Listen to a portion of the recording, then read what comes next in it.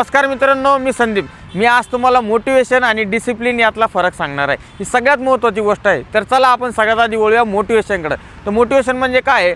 तुम्ही एखादा व्हिडिओ बघता किंवा एखादं बुक वाचता किंवा तुमच्यापेक्षा एखादा श्रेष्ठ व्यक्ती आहे, तुम्ही त्याचं काय करता, त्याचं अनुकरण करता. म्हणजे तो जसा वागतोय, तो जसा त्यांनी ज्या ज्या गोष्टी केलेल्या आहेत तुम्ही तसं करायला बघतात. तर हे झालं तुमचं मोटिवेशन. तर मोटिवेशन म्हणजे साधं सांगायचं म्हणलं, एखाद्याच्या गोष्टी ऐकून त्या तुम्ही तुमच्या ब्रेनमध्ये फिट करून काय करता, तसं वागायचा प्रयत्न करता आणि तुम्हाला असं वाटतं की आपण आपली लाईफ चेंज करतो. तर हे झालं मोटिवेशन.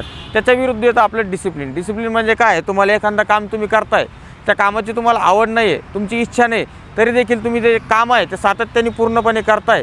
तुमची इच्छा असो किंवा नसो, तुमचा मूड असो किंवा नसो, पण तुम्हाला माहिती आहे की हे काम कधी आपण प्रॉपरपणे केलं तरच आपण सक्सेस होऊ शकतो. तर मला एवढंच सांगायचं आहे की मोटिवेशन जे असतं ना, हे 2 दिवस, 4 दिवस, 8 दिवस, 1 महिनाभर असतं. आणि डिसिप्लिन जे असतं ना, हे तुमच्या लाईफमध्ये कंटिन्यू चालत असतं आणि डिसिप्लिननेच तुमची लाईफ बनू शकते. तर मित्रांनो, मला तुम्ही जे कोणी ऐकताय, तर मला त्यांना एवढंच सांगायचं आहे, तुम्ही मोटिवेशनला फॉलो न करता तुम्ही काय करा, तुमचं स्वतःचं डिसिप्लिन फॉलो करा आणि एक पाऊल पुढं चाला. धन्यवाद.